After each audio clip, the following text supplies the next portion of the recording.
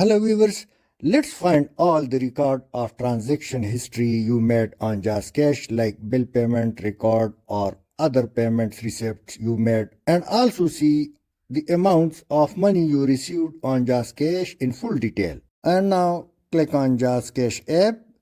It's open, so feed your 4-digit PIN or password and after that it will automatically sign in. Now click skip or use my current location. It's up to you. Now click this sign at the right top corner and now click transaction history.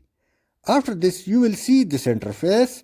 Received amounts would be with green color on left side and sent amount would be in red color on right side. You can also use date by selecting last week, last month or depending on the detail. Categories of amount, received amount or sent amount are also can be used with filter. Click spending. So it will show you your purchases against card, etc. and all payment will show the entire record. Under all amounts, click on statement and feed back date and future date to create a statement. Now click generate statement, send now, and now your transaction statement for specified time would be sent on the Gmail you registered over there. Click done. So through this way you can check the payment record you made on JazzCash app. Thanks for watching.